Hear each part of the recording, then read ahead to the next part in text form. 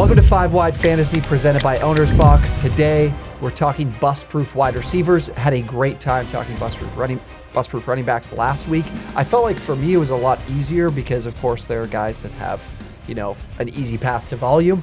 Wide receiver could definitely be more volatile. So we do have 3 players for you today. If you guys enjoy the video, be sure to subscribe, like the video. We're trying to get to 20,000 subscribers. And join our Discord as well. We're talking fantasy football in there each and every day. Boys, where should we start? Do we want to start? Cole, you want to get us going? Sure, yeah. So I was going to do Mike Evans, but Ryan stole him from me. So I got DJ Moore.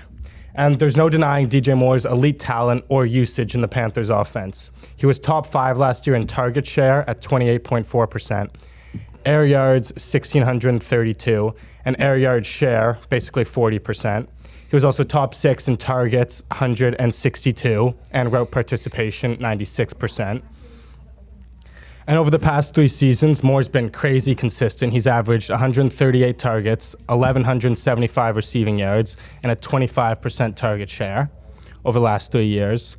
And despite that, he's played with 7 different QBs in his last 3 seasons, and none of them have played a full year. He's played with Cam Newton, Kyle Allen, Sam Darnold, Taylor Heineke, I don't even know, some bad QBs. And he's still been not an elite fantasy option, but a top 20 wide receiver very consistently.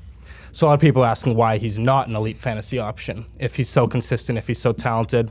And that would be his terrible touchdown rate, like bottom 5% in the league. What is it? 2.93% touchdown rate lower than in his Jacoby last Myers. 3 seasons. Almost. That's not quite. It might be. And here's, put that into further context. This is crazy. I found this stat. So he has 14 career touchdowns on 498 targets, which is a touchdown every 35.57 targets. Holy shit. Insane. And listen to these other guys. Cooper Kupp every 12 targets, Mike Evans every 8, and Jamar Chase every 9. And that's the top 3 in touchdowns. So I'll even go further than that. These are guys who finished around him last year. Tyler Lockett, wide receiver 16, every 13 targets. Wow.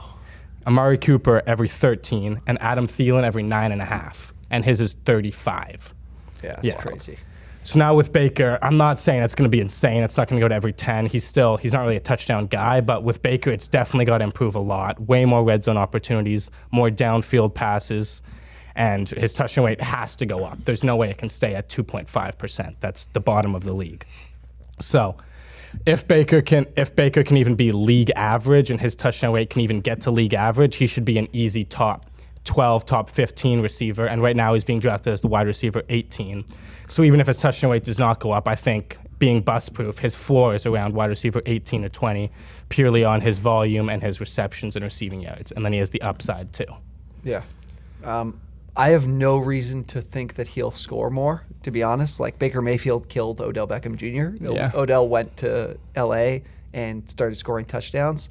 So I completely agree with you that his floor is incredibly high. Like you mentioned, the target rate, the amount of targets. We're looking at this offense, and if Christian McCaffrey's back, he's going to be able to, eclipse 100 targets on the year. But the other options, Robbie Anderson, Ian Thomas, I think is still there at tight end. No, they made a trade. But it's Tommy Tremble is Tommy Tremble. That was tight end. one of the guys they drafted last year. So there's not a lot of options. He's the clear one. I do like Baker Mayfield. I think he's an upgrade over Sam Darnold. I think we've talked about him before. I think he's going to have a good year. I think the Browns gave up on him in a year where he just dealt with injuries and should have been given another opportunity. I think he's going to do well in Carolina. So I do think there's a chance DJ Moore scores more, but I don't think he's going to score 8 touchdowns, 10 touchdowns. Yeah. But if he gives you 6, I think you're going to be happy at his ADP. Yeah, he was the wide receiver 18 last year. So with how many touchdowns? 4. With 4, yeah. So I mean, I agree. I think a lot to blame of that, those stats you're talking about in terms of how many targets he had per touchdowns goes to the quarterbacks, like you were saying. There's just none of the quarterbacks he's ever really had are clutch or good red zone quarterbacks. I wouldn't put Baker in that category either. Kind of the same as T-Mac, but I can see him getting a few more touchdowns for sure. I wonder how it'll work with if CMC's healthy for the whole season, what that red zone offense will look like. If it'll be a good thing for DJ Moore because they're going to be so focused on CMC, or if he's just going to get no volume or any chances in the red zone because of CMC. But I do like DJ Moore this year. Like you said, he's been so consistent. I mean, there's no reason why you shouldn't be taking him in that range. So yeah. The way we talk about bust-proof guys is like we're talking at their absolute worst, the worst case scenario that doesn't include injury. We're not here to predict whether or not somebody's going to get hurt. This is a guy that at worst case scenario will be able to meet their ADP. And sometimes they're not the most exciting players, but they're going to be able to get it done in terms of where you're taking them in the draft. High floor. Yeah. Exactly. Yeah. All right. Let's hear about Mike Evans. Yeah. So Cole said it. Mike Evans is my bust-proof receiver. To be honest, I think Mike Evans could have the highest floor of all wide receivers right now. He's wide receiver 9, wide receiver 10, getting drafted right at the beginning of the third round or end of second rounds in 12-man PPR leagues. Looking at his season last year, he had a 16% target share and finished as the wide receiver 9. He had a career high in touchdowns, 10 of them coming in the red zone. He was targeted. So with Godwin out for at least 4 to 6 weeks, I don't see his target share or his red zone volume dropping. And to put things into perspective, Godwin missed the last 3 regular season games last year. Mike Evans missed one of those. But in week 18, Mike Evans finished as the wide receiver 6. So there's obviously great value in taking Mike Evans, knowing that Godwin will be out for at least 4 to 6 weeks to start the season. And the only person that really might steal his target share in the red zone is Russell Gage. He's been a pretty good red zone receiver over his career, not a ton of volume, but I don't really see guys like Cade Otton or Cameron Brate or Tyler Johnson really digging into any of his volume. And usually with a low target share and double-digit touchdowns, when looking at receivers from the year before, that's usually something I would fade. But when you have Tom Brady at quarterback, I think that goes out the window. They've also built so much rapport over the last few seasons. I don't think there's really anyone else on the field as comfortable with Mike or with any receiver than Tom Brady is with Mike Evans. And then you look at the fact too that the Buccaneers and T-Mac, we've talked about this, they had the highest percentage of passing plays on their offense last year. 67% of the time they were passing the ball. With concerns of how fat Leonard Fournette is right now coming into camp. That was awesome. I feel like that number could jump up in the early parts of the season, to be honest. And Leonard Fournette's being drafted before Mike Evans. Like, I know the running backs are valued a little bit higher, but you're starting to see receivers gain more and more fantasy points per average coming up to all the way up to this year, just the way the league's kind of trending right now. Yep. So I think Mike Evans is definitely the best player to own in this offense for fantasy football this year. And I can honestly confidently say there's no chance I think he finishes outside the top 10 this year as a receiver. Yeah, I mean, look, we can discuss whether or not Ryan's kind of being a cop-out taking Mike Evans today and Joe Mixon on the last show, but that's not the question at hand. I think those are even harder, to be honest. If you take guys that are... No, they are. Because you're putting a lot more pressure on the fact that they have to perform really well. If you miss on a guy that you're taking in round 3, it is going to hurt you, undoubtedly. Mike Evans, again, I like him. I think I have him in my wide receiver rankings on the precipice of the top 5, like 6-5. I'm definitely going to get a great head start with him to start in the early part of the year with Chris Godwin being out. He's never, the thing is to me is that he's never been a high volume player, and I don't know if that is going to change even with the opportunity. I think he's going to get more targets, but is it going to be like that elite amount? But he can always score. Yeah. Like, there are players that you talk about as like regression coming in terms of touchdown rate. Mike Evans is not one of those guys. He's just a fantastic performer inside the 20, and with Rob Gronkowski gone too. Exactly. Cameron Brate is, I still think, going to be a valuable like sleeper type of tight end. But Mike Evans is just going to demand be very demanding as a red zone option, unless we're at the 2-yard line and we just get, if it didn't count that if your back was on the ground that you were tackled, as long as you weren't touched, if we could just get roly-poly-oly Leonard Fournette to just roll over and just go into the end zone from the 2, then maybe we're talking about stealing touchdowns. But I said to Ryan, I'm like, Rashad White season, Leonard Fournette. Yeah. But I definitely think the Bucs are pissed because they're like, dude, you've won your Super Bowl. You watched us get rid of Ronald Jones. You're the only guy, and you just let yourself go this offseason. What the fuck? Because they're not going to – he's still going to get all of his opportunity. He's 40 pounds overweight. He's like 235 pounds. Yeah, he's put on 35 pounds. He's still going to be their number one guy, and that's why they're so mad. And letting it be known that they're so mad and letting it get out that they're so mad is because They don't have any fucking other options. Like, sure, Rashad White's a great player, but it's still Leonard Fournette's backfield. So it's I love Rashad that. White season. I still thought it was awesome. I sound like a total homer because, to be honest, I feel in our last few videos I've picked a Bucks player at least once. Yeah. In all of them. Russell Gage, Rashad White, Mike Evans. I'm just taking a lot of stock in the fact that Godwin's out for the first couple of weeks and that this offense won't really change this year. So. Yeah, that's true.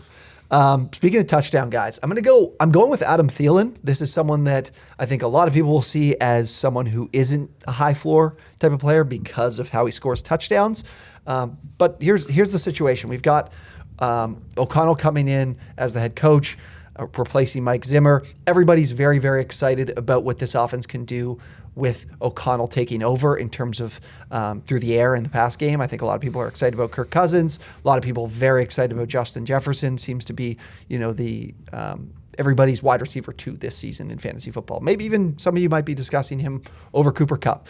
But why are we missing Adam Thielen? It seems like nobody's paying attention to him. Yes, he's 32 years old. He's coming off of a knee injury.